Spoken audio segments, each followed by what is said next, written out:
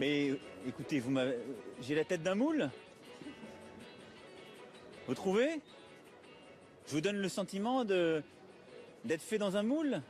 Bah non. Léna, c'est pas un moule, c'est un moule pour qui veut le devenir ou qui l'avait déjà.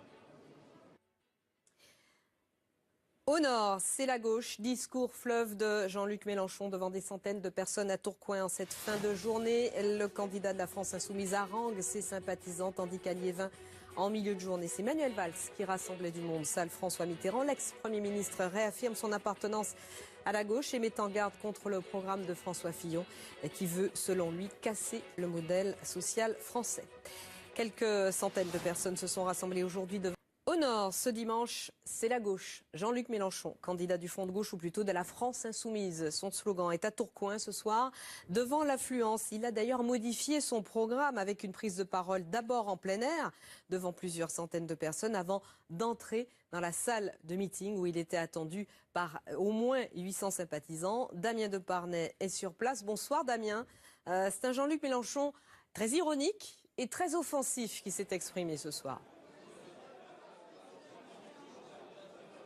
Effectivement, un discours très à gauche que effectivement Jean-Luc Mélenchon a commencé dehors sur le parvis du théâtre dans lequel il a tenu son discours. Faute de place suffisante à l'intérieur du bâtiment, effectivement quelques centaines de personnes s'étaient réunies devant le théâtre municipal de Tourcoing sur cette place faite de briques rouges et sous le ciel gris du Nord. Le candidat à la présidentielle a d'abord expliqué les raisons de son déboulé à Tourcoing selon ses propres termes. Un déboulé donc pour coller à l'actualité locale, l'histoire de Fadila, cette caissière d'Auchan City qui accuse son employeur d'être responsable de la fausse couche qu'elle a subie sur son lieu de travail. Ma venue à Tourcoing est un acte de solidarité avec cette femme qui a perdu un enfant du fait du mépris de son employeur, a-t-il expliqué à la foule. Une histoire sur laquelle Jean-Luc Mélenchon s'est appuyé pour lancer un appel à toute la classe ouvrière pour lui dire, je cite, qu'elle a tort de se laisser maltraiter par les puissants et qu'elle a l'obligation désormais de se défendre avec ses bulletins de vote. Jean-Luc Mélenchon a ensuite rejoint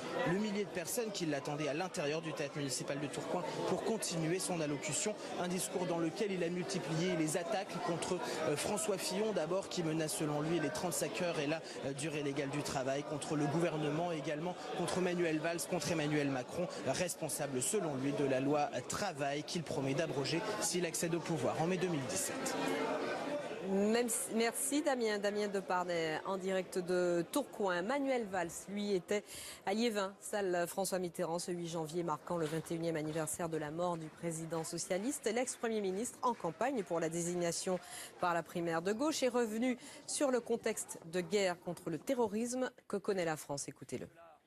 Et aussi face à une menace terroriste sans précédent qui, il y a 2 ans, nous frappait si lâchement à Charlie Hebdo, à Montrouge, à l'Hypercacher.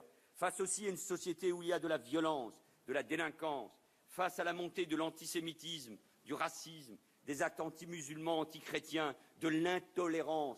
Protéger les Français. Nos compatriotes attendent cette protection, que l'autorité de l'État soit respectée, que les règles soient appliquées.